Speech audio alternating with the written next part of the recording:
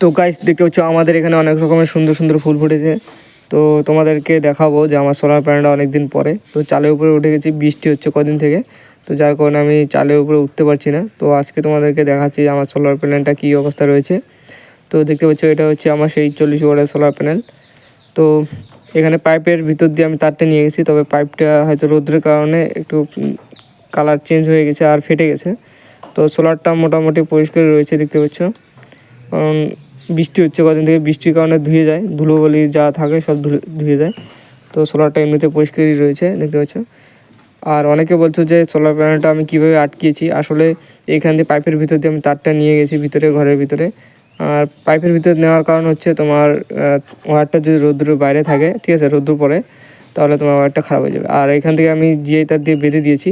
আসলে স্ক্রু মারার, নাট মারার জন্য জায়গা থাকে সোলার প্যানেলের পিছনে, তো সেখানে আমি তার তারটাকে পেঁচিয়ে এবং এখানে টিনের সাথে ভাঁজ করে লাগিয়ে দিয়েছি। তোমরাও চাইলে এভাবে লাগাতে পারো, তো তেমন কিছুই নয়। তো তোমরা যেমন খুশি লাগাতে পারো, তবে সোলারের উপরে কোনো রকম ছায়া পড়া যাবে না, রৌদ্র যাতে থাকে, ঠিক আছে। তো এইভাবে তোমরা লাগাতে পারো, তো আমি লাগিয়েছি।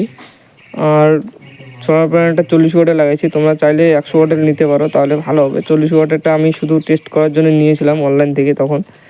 আর দেখতে পাচ্ছ আকাশে একদম রৌদ্র নেই, তো পরিবেশটা এরকম। আমাদের গ্রামের সাইডে বাড়ি, অবশ্যই তোমরা জানো, আমরা অনেক আগে ভিডিও দিয়েছি এগুলো। তো রৌদ্র আকাশে একদম নেই দেখতে পাচ্ছ, বৃষ্টি হচ্ছে তাই গাছপালা একদম ভিজে রয়েছে দেখতে পাচ্ছ।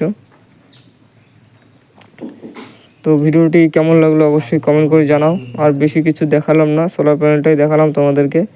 তো এটা হচ্ছে পলিক্রিস্টালিন সোলার প্যানেল, তো তোমরা মনোক্রিস্টাল নিতে পারো। তো ধন্যবাদ, টাটা, বাই বাই।